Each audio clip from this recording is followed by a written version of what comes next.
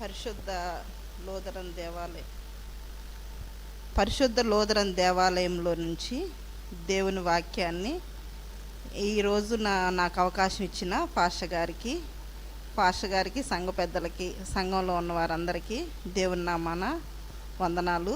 దేవునికి వందనాలు చెల్లించుకొంచున్నాము. ఈ దినమున వాక్య భాగంలోనికి మనము వెళ్ళేదానికి ముందు ప్రార్థన చేసుకుందాము.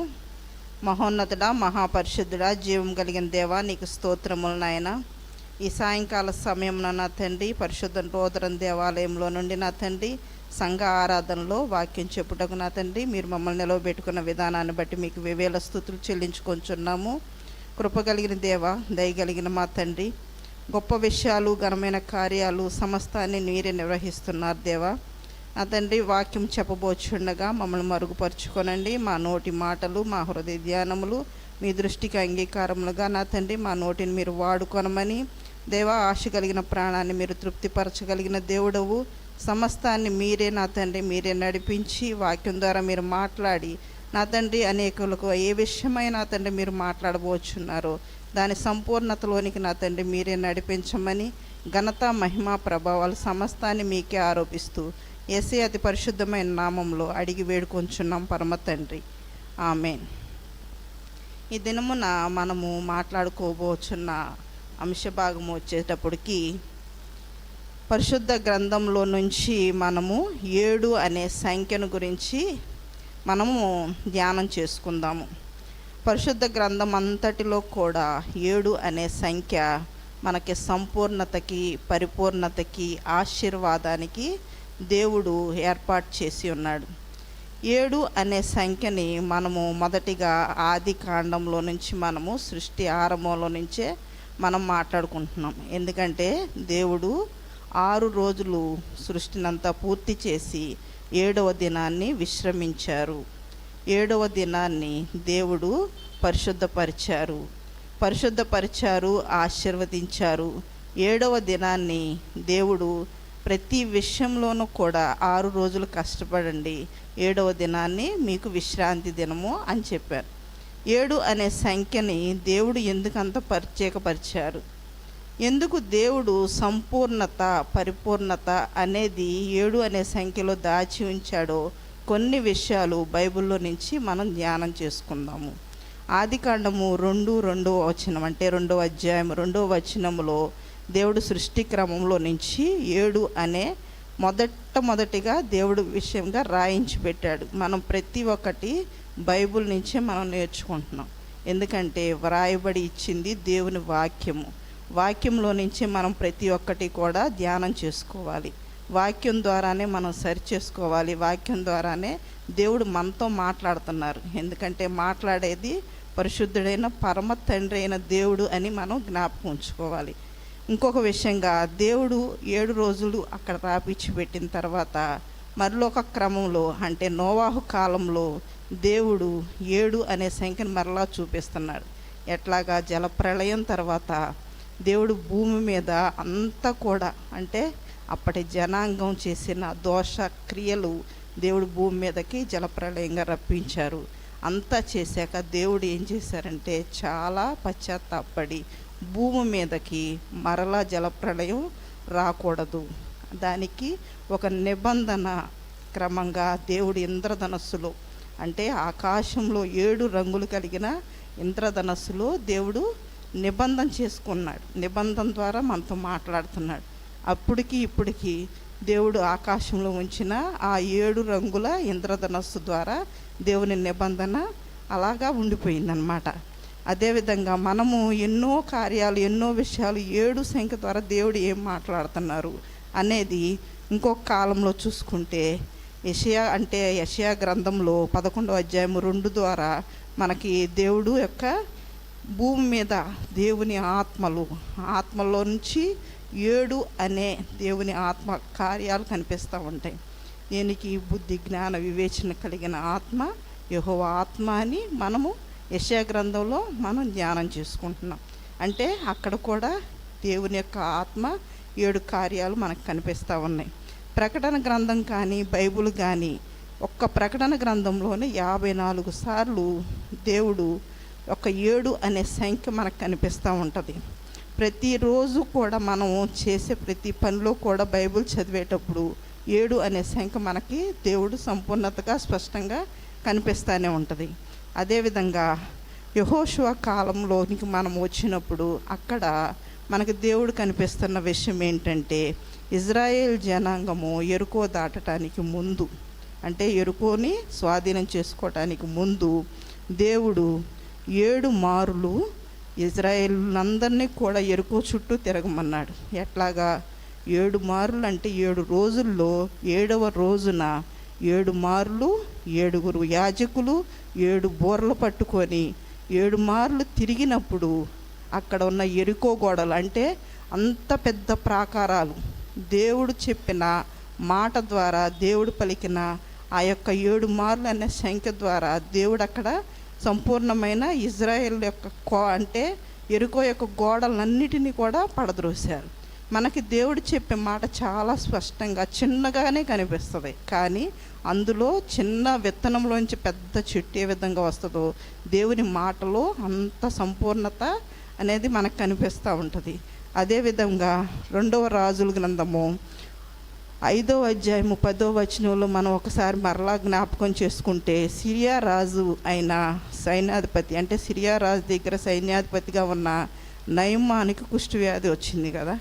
ఆ కుష్ఠవ్యాధి తగ్గటానికి అతడు ఎన్నో కష్టపడి, ఎన్నో విధాలుగా శ్రమపడి, అతనంటే రాజు దగ్గర సైన్యాధిపతి అంటే చాలా గొప్పవాడు, ఆయన తిరగని వైద్యుడు లేడు. అంత చేశాక కూడా ఒక్క చిన్నదాని మాట విని ఎలీషా ప్రవక్త దగ్గరికి వచ్చి, ఎలీషా ప్రవక్త ఒక్క మాటే చెప్తాడు. ఏమని చెప్తాడంటే, యోర్దాను నదిలోనికి వెళ్ళి 7 మార్లు మునుగు. ఎందుకు అంత మాట అంటే, పెద్ద ఇదేమీ చేయలేదు కదా ఆయన, పెద్ద వైద్యమేమీ చేయలే, పెద్ద ఇదేం చెప్పలా. యోర్దాను నది దగ్గరికి వెళ్ళి 7 మార్లు మునుగు, నీ కుష్ఠవ్యాధి స్వస్థపడిద్దని చెప్పిన ఆ మాటని మనం చూసుకుంటే 6 మార్లు మునిగినా కానీ అతని వ్యాధి స్వస్థపడదు. కానీ 7వ మారు మునిగినప్పుడు అతని దేహము పసిబిడ్డ దేహం వలె శుద్ధి అవుతుంది. శుద్ధి చివరి దినంలో, అంటే దేవుడు చేసే కార్యాలు ఎలా ఉంటాయి అంటే, ఎన్ని రోజుల నుంచి మనం చూస్తున్నాం, ఎంత కష్టపడుతున్నాం, ఎంత చేస్తున్నాం, దేవుడు ఇంకా మనల్ని ఎందుకు జ్ఞాపకం చేసుకోవట్లేదని అనుకుంటాం. కానీ దేవుడు చేసేది క్షణకాలం చాలు, రెప్పపాటు కాలం చాలు.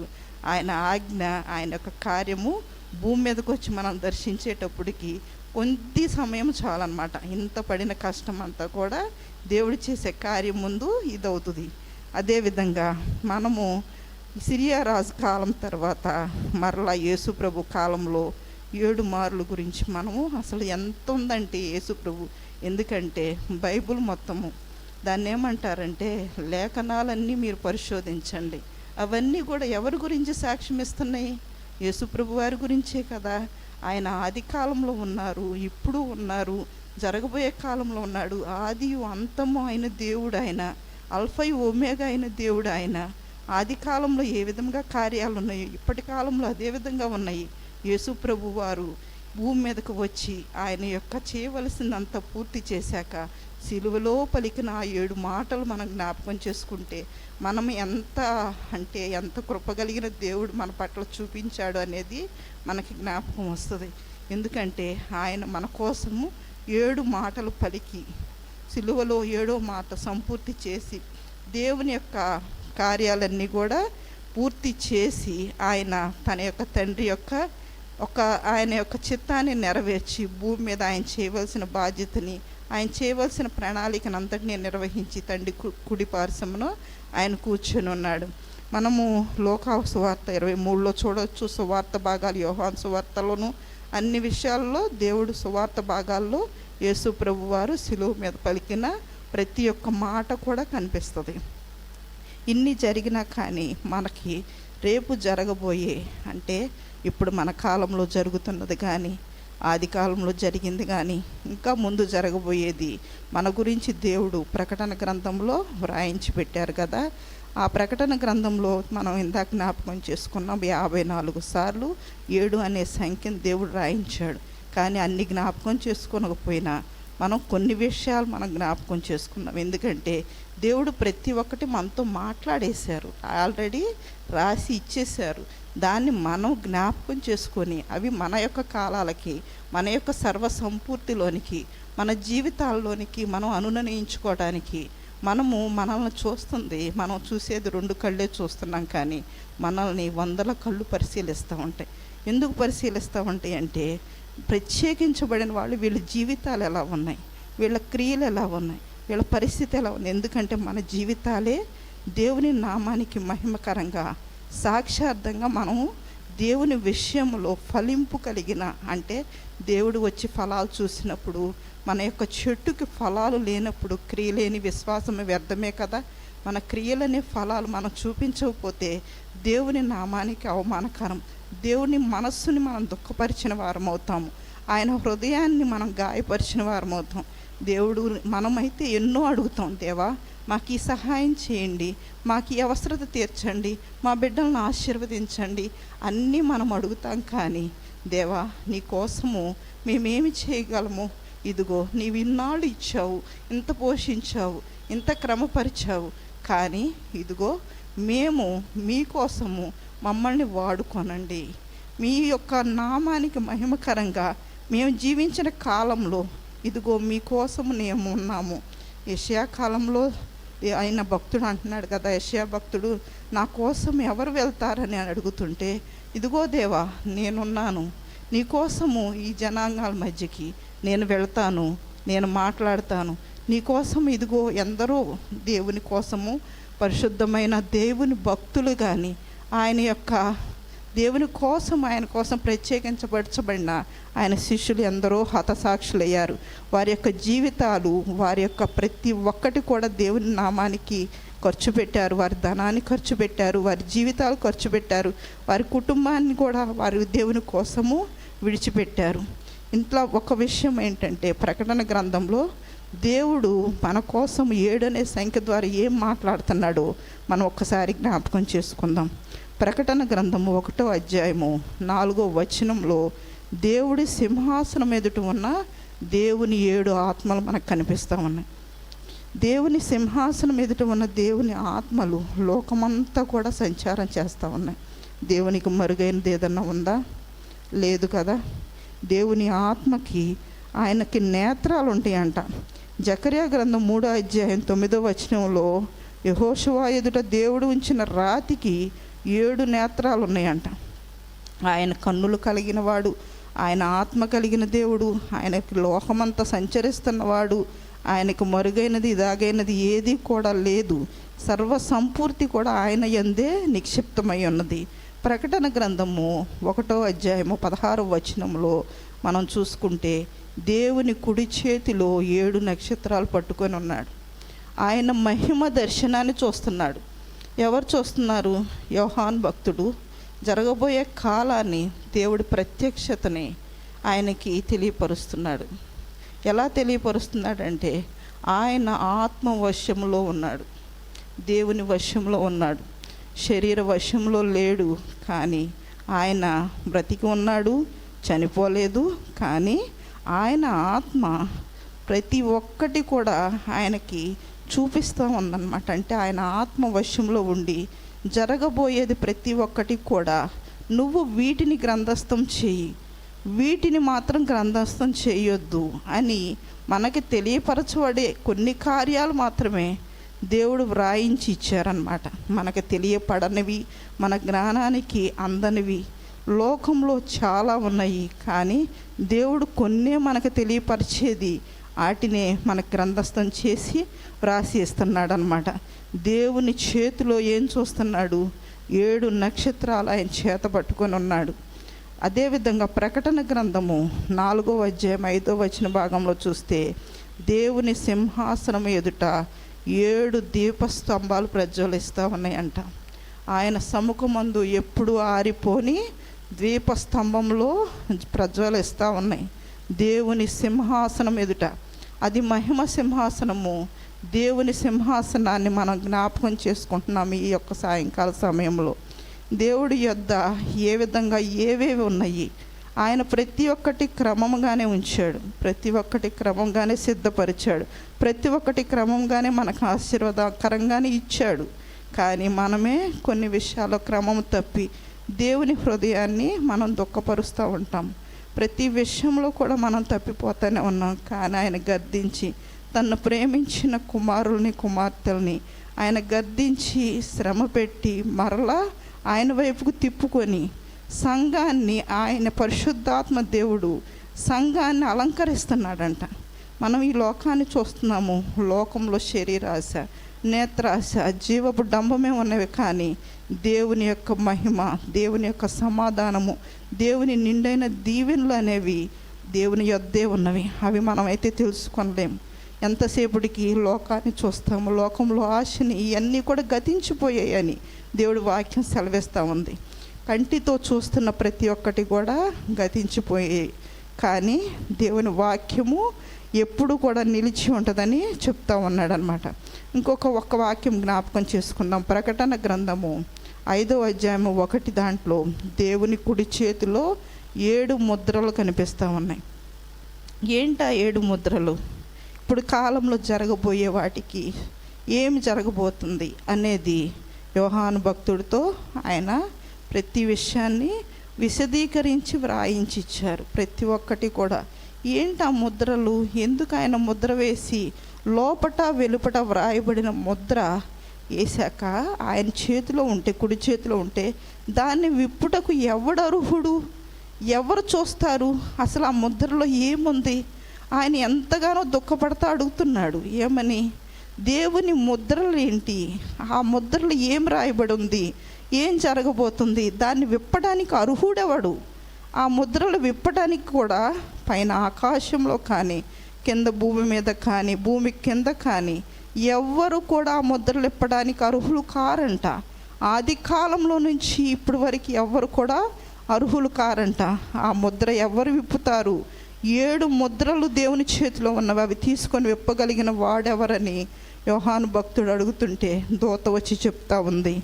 అదిగో ప్రకటన గ్రంథం 5వ అధ్యాయము 6వ వచనంలో దేవుని సింహాసనం మధ్యనున్న వధించబడిన గొర్రెపిల్ల ఉన్న 7 కొమ్ములు 7 కన్నులు కలిగిన గొర్రెపిల్ల, మన యొక్క పరిశుద్ధుడైన యేసు ప్రభువారు అక్కడ వధించబడి ఉన్న గొర్రెపిల్లకు సాదృశ్యంగా అక్కడ చూపిస్తూ ఉన్నారు.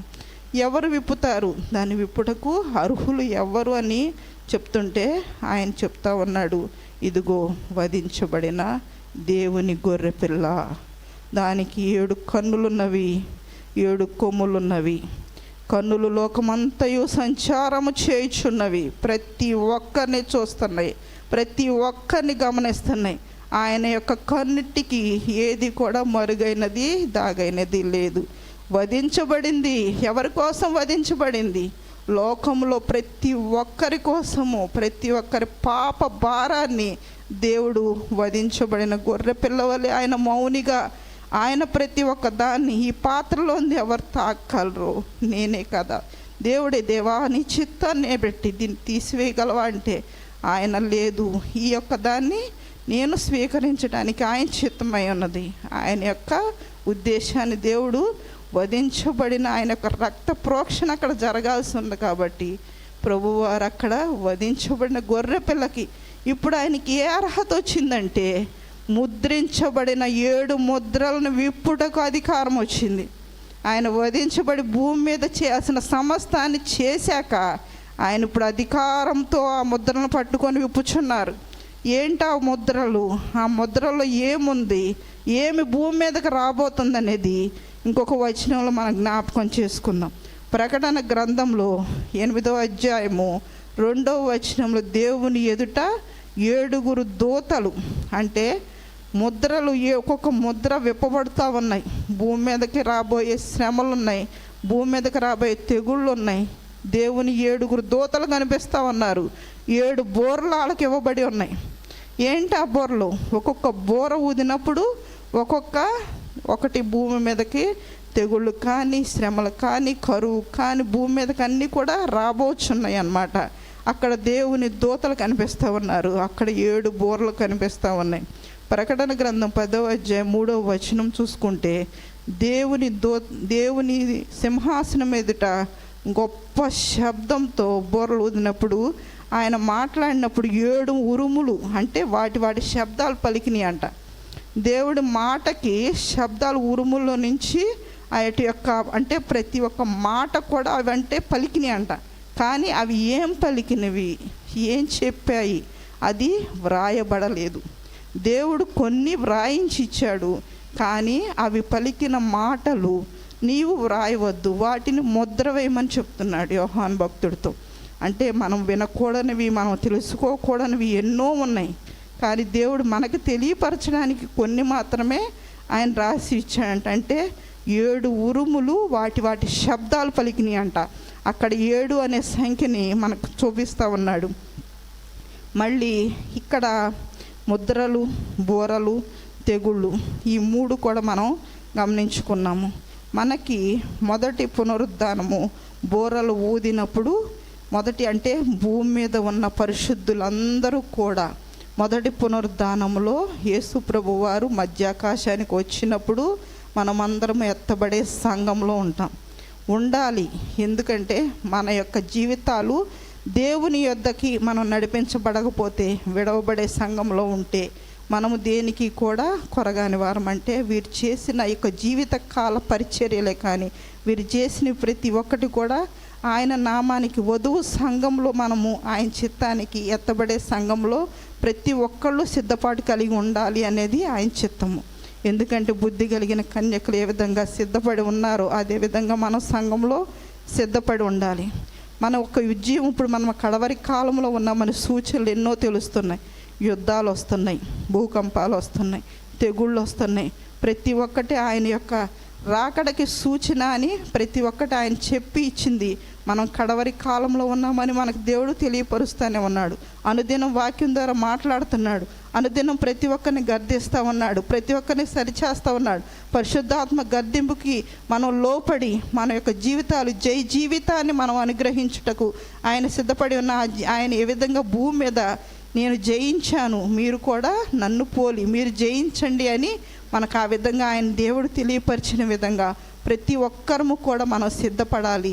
ప్రతి ఒక్కరూ సంఘ వధువుగా ఆయన యొక్క పరిశుద్ధ అలంకారాలు ధరించుకొని ఆయన మహిమ ఎదుట నిలవబడుటకు పరిశుద్ధమైన సంఘంగా మనము రూపించబడాలి. ఎందుకంటే దేవుడు యొక్క చివరి ప్రణాళిక, చివరి కాలము ఆయన ముగించబోతున్నాడు. మనకి బైబిల్ ముగించే రోజు అంటే ఇజ్రాయేల్ నుంచి మనల్ని ప్రేమించి ప్రతి ఒక్కరు అన్యజనులకు దేవుడు ఇచ్చిన ఈ యొక్క పరిశుద్ధ గ్రంథమైన ఈ బైబిల్ని ముగించే కాలము. వ్యతిరేకత అనేది మొదలైంది. మన చుట్టూ వాతావరణం చూస్తున్నాం, మన ప్రపంచ పరిస్థితులు చూస్తున్నాం, మన చుట్టూ ఉండే జనాంగాన్ని చూస్తున్నాం, ప్రతి ఒక్కరిని మనం చూస్తున్నాం. వ్యతిరేకత స్టార్ట్ అయ్యి ఇప్పుడు యూదులకు గ్రంథము అంటే బైబిల్ మనకు మూయబడే కాలం దగ్గరికి వచ్చిందని మనం తెలుసుకుంటున్నాం. కడవరి కాలంలో ఉన్నాము, కడవరి స్థితుల్లో ఉన్నాము.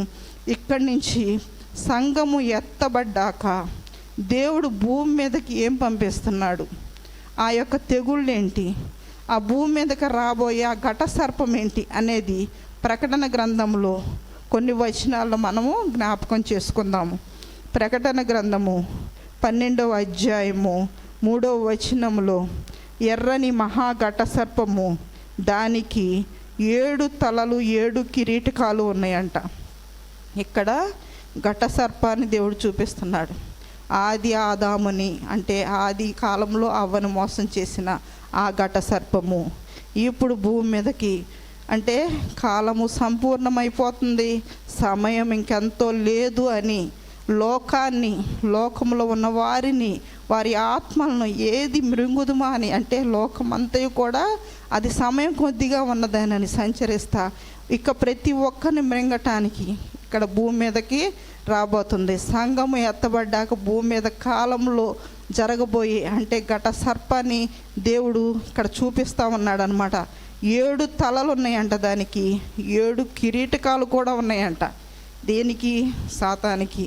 భూమి అంతయు కూడా ఎవరి అధికారంలో ఉంది? భూమి అంతయు కూడా దాని అధికారం కిందే మనం ఉన్నాం. కానీ పరిశుద్ధాత్మ దేవుడు మనల్ని ఆ అధికారం నుంచి మనల్ని తప్పించి ప్రతి విషయంలో ఆయన కృపా కాపుదల ఉంచి మనల్ని నడిపిస్తూనే ఉన్నాడు. ఇక్కడ 7 తెగుళ్ళు గురించి దేవుని ఉగ్రత పాత్రలు కనిపిస్తూ ఉన్నాయి. ప్రకటన గ్రంథము 15వ అధ్యాయం 1వ వచనంలో చూసుకుంటే అవి భూమి మీదకి రాబోయే కడవరి తెగుళ్ళు. దేవుని ఉగ్రత అనే పాత్ర కుమ్మరించబడబోతుంది. 7 దూతలు పట్టుకొని 7 తెగుళ్ళు భూమి మీదకి కుమ్మరించబోతూ ఉన్నారు. ఆ తెగుళ్ళు కాలంలో మనం ఉండకూడదు. ఎందుకంటే మన యొక్క ఆత్మీయ జీవితము దేవుని అంటే మన ఆత్మ దేవుని యొద్ద నుంచి దయచేయబడింది కాబట్టి ఆయన సముఖానికే మన ఆత్మ చేర్చబడాలి. ఆ తెగుళ్ళలోనికి మనము రాకూడదు, సంఘము రాకూడదు. మనము ఎవరినైనా ఎంత విరోధనైనా ఏమంటామంటే, అమ్మ ఆ కష్టమైతే మీకు రాకూడదు. పగవారికి కూడా ఆ ఇబ్బందులు, ఆ కష్టాలు, ఆ శ్రమలు, ఆ దుఃఖము రాకూడదని మనము ఉదయకాలమున లేచి దేవుని సన్నిధిలో మన యొక్క దేశం గురించి, మన యొక్క రాష్ట్రం గురించి, మన సంఘాల గురించి, మన చుట్టుపక్కల ఉన్న ప్రాంతాల గురించి మనం గోజాడుతూ ఉన్నాము. దేవుని సముఖంలో వారి యొక్క పాప దోష శిక్ష వారి మీదకి దేవా రాకుండా వారిని తప్పించయ్యా. ఏ ఒక్కరూ కూడా ఆ భూమి మీదకి రాబోయే శ్రమ కాలంలో కూడా ఉండకూడదు. మా కుటుంబాలు కానీ, మా యొక్క సంఘాలు కానీ, మా యొక్క కుటుంబాల్లో ఉన్న మా ప్రాంతంలో ఉన్నవారు కానీ దానిలోనికి రాకూడదని, కష్టము ఆ ఇబ్బంది ఏంటో తెలుసు కాబట్టి మనము ఆయన సముఖంలో అనుదినము ప్రతి ఒక్క ఆత్మ గురించి ప్రార్థిస్తున్నాము, గోజాడుచున్నాము. ఆ యొక్క భారాన్ని దేవుడు మనందరికీ కూడా పెట్టి ఉన్నాడు. ఎందుకంటే మనము ఆయన ప్రేమని ఎరిగి ఉన్నాము. దేవుడు లోకాన్ని ఎంతో ప్రేమించాడు. ప్రతి ఒక్కదాన్ని కూడా ఆయన పరిశుద్ధపరిచాడు. ప్రతి ఒక్కదాన్ని కూడా మంచిగానే చేసి ఇచ్చాడు. కాబట్టి దేవుడు లోకాన్ని, ప్రతి ఒక్క మనిషిని ప్రేమిస్తున్నాడు. కాబట్టి ఆయన తన యొక్క ప్రాణత్యాగంగా తన యొక్క భూమి మీద చేయవలసిన బలియాగాన్ని చేసి ప్రతి ఒక్కరి నిమిత్తం ఆయన చెల్లించిన వెలని మనము ఆ యొక్క వెలలో నుంచి కొనబడిన వారము. కాబట్టి అందులో నుంచి దేవుడు మనతో మాట్లాడుతున్నది ఏంటంటే, ప్రతి ఒక్కరూ కూడా ఆ శ్రమల కాలంలోనికి రాకూడదు. ప్రతి ఒక్క ఆత్మ తప్పించబడాలని దేవుడు మనతో మాట్లాడుతున్నాడు. అదేవిధంగా ఇంకొక చోట చూసుకుంటే ప్రకటన గ్రంథము 17వ అధ్యాయం ఆయన యొక్క ఉగ్రత పాత్రను కుమ్మరిస్తున్న దేవదూతలు కనిపిస్తూ ఉన్నాడు 17:1. అదేవిధంగా ప్రకటన గ్రంథము 17వ అధ్యాయము 9 చూసుకుంటే ఇక్కడ మహాబబులోను 7 తలలు, 7 కొండల మీద కూర్చున్న 7 రాజులు కనిపిస్తూ ఉన్నారు. ఇక్కడ భూమి మీద వాటి మీద ఉన్న బబులోను దాని మీద ఉన్న స్త్రీ కనిపిస్తూ ఉంది. ఇందులో నుంచి మనము సాతాను రాజ్యాన్ని, దానిలో జరిగే కార్యాలు ఇవన్నీ కూడా ఈ యొక్క ప్రకటన గ్రంథం 17వ అధ్యాయంలో మనం చూసుకుంటే అన్నీ కనిపిస్తూ ఉంటాయి. మనము కడవరి కాలంలో, ఈ శ్రమ కాలంలో మనం ఎవ్వరూ కూడా పడకూడదని, మనము ఎంతగానో తప్పించబడాలని పరిశుద్ధాత్మ దేవుడు మనకి ఇవన్నీ కూడా వ్రాయించి ఇచ్చారు. ప్రతి ఒక్కరూ తప్పించబడాలి, ప్రతి ఒక్కరూ కూడా దేవునిలోనికి రావాలి బ్రతికి ఉండగానే. ఎందుకంటే ఈ యొక్క శరీరము మృతమయ్యాక ఆత్మలు ఎవరిని కూడా స్తుతించవు కదా. నీ యొక్క కాలము, నీ యొక్క సమయం, భూమి మీద నీకు ఇవ్వబడిన సమయంలో దేవుణ్ణి నమ్ముకొని ఆయన్ని నడిపింపులోనికి నువ్వు నడిపించబడి దేవుడి చిత్తాన్ని ఎరిగి నీ ఆత్మని దేవుని యొద్ద భద్రము చేసుకుంటే, ఇదిగో ప్రభుతో కూడా ఆ 1000 ఏండ్ల పాలనలో నువ్వు ఉంటావు. ప్రభుతో కూడా ఆయన ఇచ్చే దీవెనలు నువ్వు పొందుకుంటావు. నీ ఆత్మకు రక్షణ, నీ ఆత్మకు నెమ్మది, నీ ఆత్మకు స్వస్థత, నీ ఆత్మకు దీవెన ప్రతి ఒక్కటి కూడా దేవుడు దయచేస్తాడు. ప్రతి ఒక్క కార్యాలు ఆయన నీ యొక్క ఆత్మకు దయచేయాలని అనుదినము అనుక్షణము ప్రతి ఒక్కరి గురించి. అందుకే ఏమన్నారంటే ఆయన, నిన్ను వలె నీ పొరుగు వారిని ప్రేమించు. మొదట నీ దేవుడైన దేవుడను నేను తప్ప వేరేవాడు నీకు ఉండకూడదు. ఆ ఆజ్ఞ తర్వాత నీకు ఇవ్వబడిన ఆజ్ఞ ఏంటంటే, నిన్ను వలె నీ పొరుగు వారిని ప్రేమించు. ప్రతి ఒక్కరిని ఆయన ప్రేమిస్తున్నాడు. ఆయన యొక్క ప్రేమను మనం చూపించేవారుగా ఉండాలి. ఎందుకంటే ఈ కాలంలో, ఈ సమయంలో మనము సజీవులుగా ఉన్నాము కనుక. ఎందుకంటే మనల్ని మృతులలోనికి ఆయన నడిపించలేదు కనుక. ఎందుకంటే మనము ఆయన మాటను నెరవేర్చడానికి ఆయన ప్రత్యేకపరుచుకున్న పరిశుద్ధమైన దేవుని యాజక సమూహంలో చేర్చబడిన రాజులైన యాజక సంఘంలో మనం ఏర్పాటు చేయబడ్డాం గనుక మనము ప్రతి ఒక్కరి గురించి గోజాడాలి, ప్రతి ఒక్కరిని నడిపించాలి.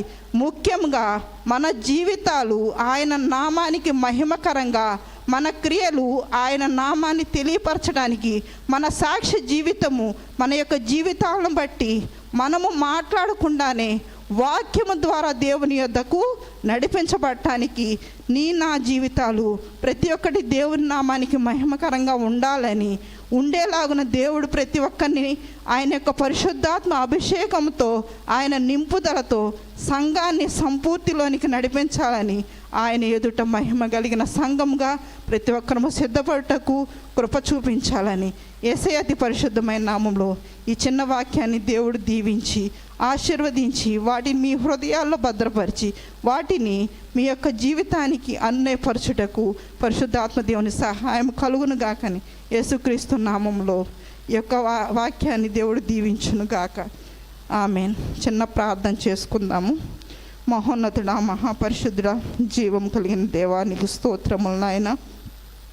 ఈ సాయంకాల సమయంలో దేవా, నీ యొక్క పరిశుద్ధ గ్రంథంలో వ్రాయబడిన 7 సంఖ్య యొక్క సంపూర్ణత, ఆశీర్వాదము, దాని యొక్క దీవెన, దాని యొక్క ప్రతి ఒక్క విషయాన్ని మా తండ్రి మీరు కొన్ని లోతైన విషయాల ద్వారా మీరు మాట్లాడినందుకై మీకు వేల స్తుతులు చెల్లించుకుంటున్నాం నాయన. మీ యొక్క గొప్ప దీవెన విన్న ప్రతి ఒక్క బిడ్డకి మీరు దయచేయండి.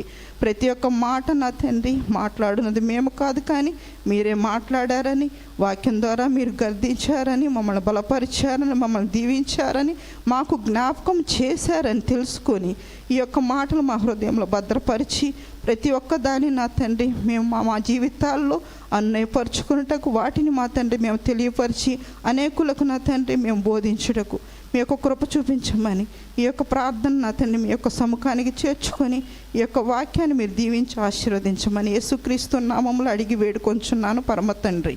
ఆమేన్.